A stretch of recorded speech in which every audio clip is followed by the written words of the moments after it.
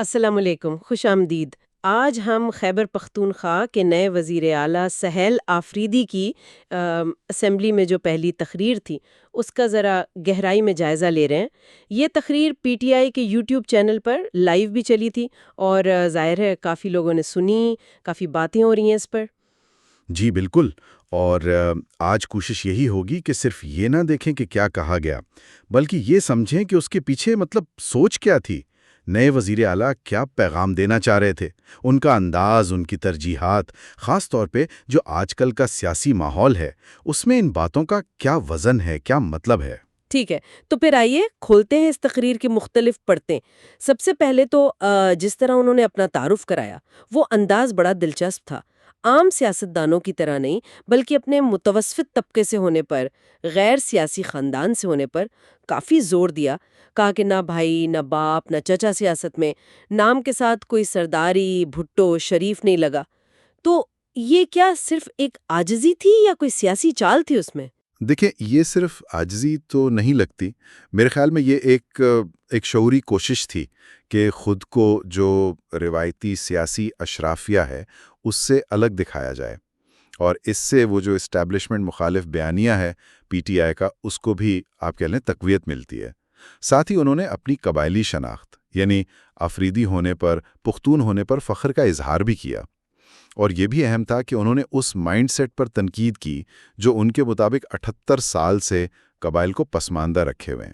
انہوں نے یہ بھی ذکر کیا کہ ان کے نام پر جو تنقید ہوئی وہ اصل میں قبائل کی تضحیک تھی، تو وہ خود کو ایک عام آدمی اور قبائل کے نمائندے کے طور پر پیش کر رہے تھے۔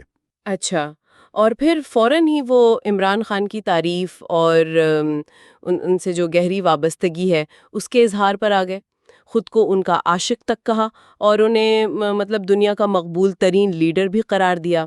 پارٹی کا، کارکنوں کا، سب کا شکریہ ادا کیا۔ یہ تو خیر متوقع تھا کہ وہ وفاداری کا اظہار کریں گے، لیکن اس میں کوئی خاص بات آپ کو نظر آئی؟ خاص بات یہ تھی کہ یہ صرف رسمی شکریہ نہیں تھا، یہ یوں سمجھیں تقریر کا ایک مرکزی نقطہ تھا۔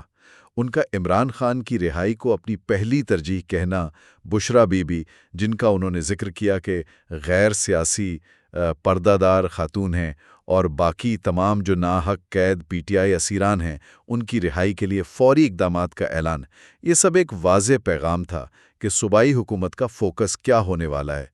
اور اسی کے ساتھ P T I social media کا شکریہ ادا کرنا اور اسے پاکستان کی سب سے بڑی اسٹیبلشمنٹ کہنا، یہ بھی کافی غور طلب ہے۔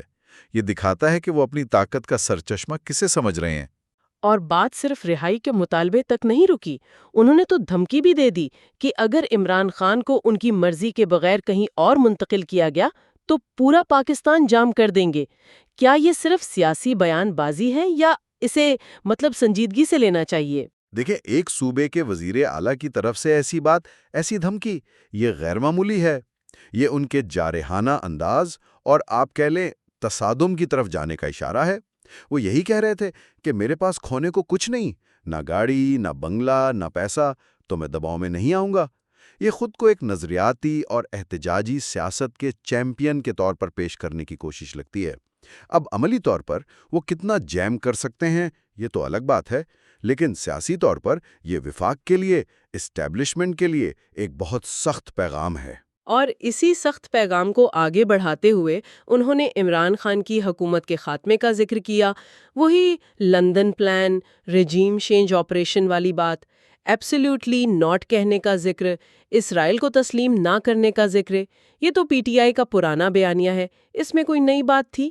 بیانیہ تو وہی ہے، لیکن ایک صوبے کے چیف ایگزیکٹو کا اسمبلی کے فلور سے یہ باتیں دہرانا اس کو ایک نیا وزن دیتا ہے، خاص طور پر جب انہوں نے پچھلی امپورٹڈ حکومت پر الزام لگایا کہ انہوں نے خیبر پختونخوا میں دوبارہ دہشت گردی لا کر بقول ان کے پختونوں کے سر کا سودا کیا تاکہ پی ٹی آئی کو ختم کیا جا سکے۔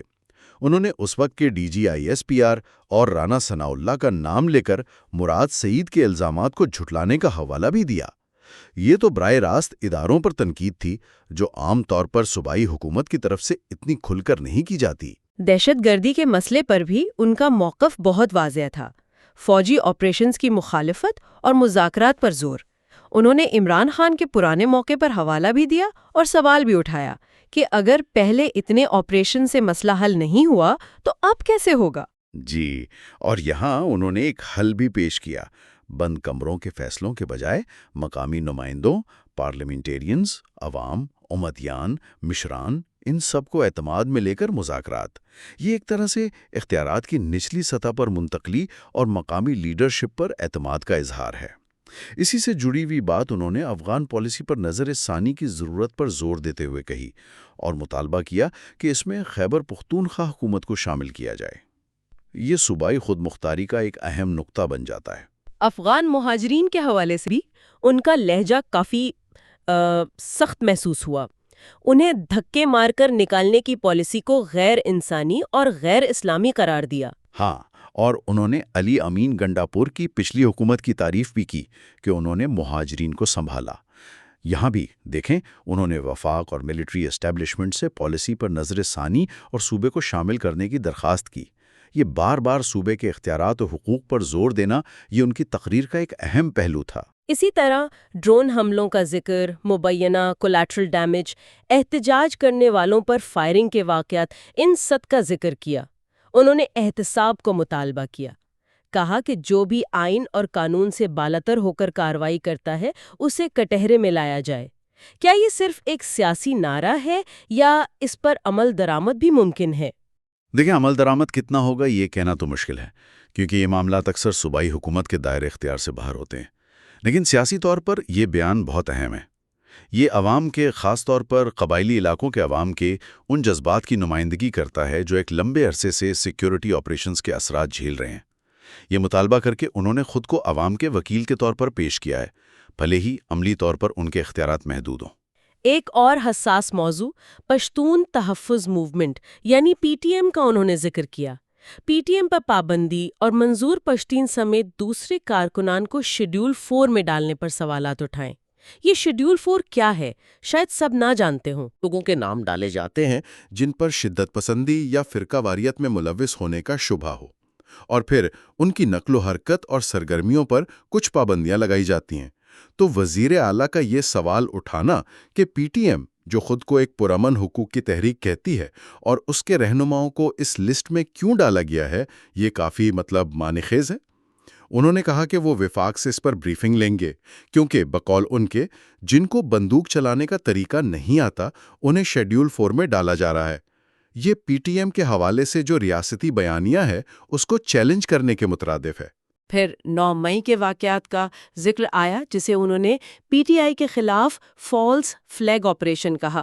ریڈیو پاکستان پشاور جلائے جانے کی انکوائری کا بھی اعلان کیا، اور ساتھ ہی 8 فروری کے انتخابات میں مبینہ دھاندلی کا معاملہ بھی اٹھایا، کامن ویلتھ رپورٹ کا حوالہ دیا اور صوبے میں جو چھینا گیا مینڈیٹ ہے اس کی تحقیقات کا بھی اندیشہ دیا۔ یہ تو کافی محاذ کھول دیے انہوں نے ایک ہی تقریر میں۔ بالکل، یہ تقریر ایک طرح سے چارج شیٹ بھی تھی اور آئندہ کے لاہے عمل کا اعلان بھی۔ 9 مئی کو فالس فلیگ کہنا، انتخابی دھاندلی کی تحقیقات کروانا، پھر وہ 26 نومبر کے واقعات اور ٹی ایل پی شہداء پر تشدد کی مذمت کرنا، یہ سارے نکات ان کے، آپ کہہ لیں، تصادم کے راستے پر چلنے کے ارادے کو ظاہر کرتے ہیں۔ وہ ماضی کے واقعات کو بھولنے یا دبانے کے موڈ میں نظر نہیں آئے۔ تقریر کا ایک اچھا خاصا حصہ صوبے کے مالی حقوق کے لیے وقف تھا، خاص طور پر ضم شدہ اضلاع یعنی سابقہ فاٹا کے فنڈز کا ذکر ہوا۔ انہوں نے سالانہ 100 ارب روپے کے اے آئی پی یعنی اینوئل امپلیمنٹیشن پلان فنڈز کا مطالبہ کیا جو ان اضلاع کی ترقی کے لیے وعدہ کیے گئے تھے۔ انہوں نے کہا 7 سال میں 700 ارب ملنے تھے مگر ملے صرف 165 ارب۔ جی بالکل، اور صرف یہی نہیں، انہوں نے این ایف سی ایوارڈ یعنی قومی مالیاتی کمیشن، جس کے تحت وفاق سے صوبوں کو فنڈز ملتے ہیں، اس کی میٹنگ بلانے کا مطالبہ کیا تاکہ ضم شدہ اضلاع کی شمولیت کے بعد خیبر پختونخوا کا حصہ بڑھایا جائے۔ ان کا حساب تھا کہ یہ حصہ 14.6% سے بڑھ کر 19.6% ہونا چاہیے، جو سالانہ تقریباً 300 ارب روپے اضافی بنتے ہیں۔ ساتھ ہی وار آن ٹیرر فنڈز کا بھی مطالبہ کیا۔ یہ سب خالصتاً صوبائی حقوق کی بات تھی۔ اور یہاں بھی لہجہ کافی سخت تھا، کہا کہ یہ فنڈز خیبر پختونخوا کا حق ہیں، یہ کوئی بھیک نہیں، اور اگر اچھے طریقے سے نہ ملیں تو دوسرا طریقہ بھی آتا ہے۔ یہ دوسرا طریقہ کیا ہو سکتا ہے؟ یہ انہوں نے واضح نہیں کیا اور شاید جان بوجھ کر ہی مبہم رکھا گیا۔ یہ سیاسی دباؤ بڑھانے کا ایک حربہ ہو سکتا ہے۔ اس سے مراد احتجاج بھی ہو سکتا ہے یا شاید وفاق کے ساتھ کسی قسم کا عدم تعاون بھی، لیکن پیغام بہت واضح تھا کہ مالی حقوق پر کوئی سمجھوتا نہیں کیا جائے گا۔ مالی مطالبات کے ساتھ ساتھ انہوں نے ترقیاتی منصوبوں کا بھی ایک لمبا چوڑا خاکہ پیش کیا۔ اس پر اگر تفصیل میں نہ بھی جائیں تو کچھ اہم نکات آپ بتا سکتے ہیں۔ کیا یہ منصوبے قابل عمل لگتے ہیں یا یہ صرف سیاسی وعدے تھے؟ دیکھیں، منصوبوں کی فہرست تو واقعی طویل تھی۔ اس میں توانائی، امن و امان، صحت، تعلیم، ماحولیات، سیاحت، زراعت، انفراسٹرکچر، نوجوان، صنعت کاری، سرحدی تجارت، تقریباً ہر شعبے کا ذکر تھا۔ کچھ خاص باتیں جو تھیں، ایک تو توانائی، بجلی کے بحران سے نمٹنے کے لیے 1,00,000 گھروں کی سولرائزیشن اور چھوٹے شمسی گرڈز کا منصوبہ۔ یہ کافی بڑا منصوبہ ہے۔ صحت میں صحت کارڈ کا تسلسل اور اس میں مزید علاج شامل کرنا، جیسے کوکلیئر امپلانٹ، کڈنی ٹرانسپلانٹ، اور ایک احساس ماں پروگرام کا اعلان، حاملہ خواتین کے لیے مفت علاج کا۔ یہ سماجی بہبود پر توجہ دکھاتا ہے۔ امن و امان کے لیے پولیس کی استعداد کار بڑھانے پر سرمایہ کاری اور ضم شدہ اضلاع کے لیے اضافی فنڈز کا اعلان۔ ایک اور چیز، سرکاری ملازمین کے لیے آپشنل ہیلتھ کارڈ، جس سے 20-25 لاکھ تک علاج ہو سکے۔ یہ شاید خرچوں کو کنٹرول کرنے کی کوشش ہو۔ انفراسٹرکچر میں motor ways, Swat phase 2، D I Khan Peshawar, ان پر کام تیز کرنے کا عزم۔ زراعت میں لفٹ کینال منصوبے پر زور، جس کے لیے صوبہ 35% ایڈوانس دینے کو بھی تیار ہے۔ سوال ہے، عزائم بہت بلند ہیں، منصوبے بظاہر متاثر کن ہیں، لیکن ان سب کے لیے بہت زیادہ رقم درکار ہوگی۔ اگر وفاق سے تعلقات کشیدہ رہتے ہیں اور صوبے کو اس کے حصے کے فنڈز نہیں ملتے، تو ان منصوبوں پر عمل درآمد ایک بہت بڑا چیلنج ہوگا۔ تقریر میں جہاں ایک طرف وفاق سے ٹکر لینے کا اندیا تھا، وہیں دوسری طرف یہ ترقیاتی منصوبے، ان کا انحصار بھی تو اسی وفاق سے ملنے والے وسائل پر نظر آتا ہے۔ یہ ایک تضاد ہے جس سے انہیں نمٹنا پڑے گا۔ تقریر کے آخر میں انہوں نے قوم سے ایک اپیل کی، کہا کہ ان سے غلطی ہو سکتی ہے مگر دھوکہ نہیں دیں گے، تنقید سے اصلاح کریں گے، عوام ساتھ نہ چھوڑیں، اور پھر آخر میں عمران خان سے وفاداری کا اعادہ کیا۔ مجموعی طور پر اس تقریر سے کیا تاثر ابھرتا ہے؟ مجموعی تاثر تو ایک انتہائی پراعتماد، کسی حد تک جارحانہ اور واضح طور پر عمران خان کے بیانیے سے جڑے ہوئے رہنما کا ہے۔ انہوں نے آتے ہی اپنی سمت واضح کر دیے۔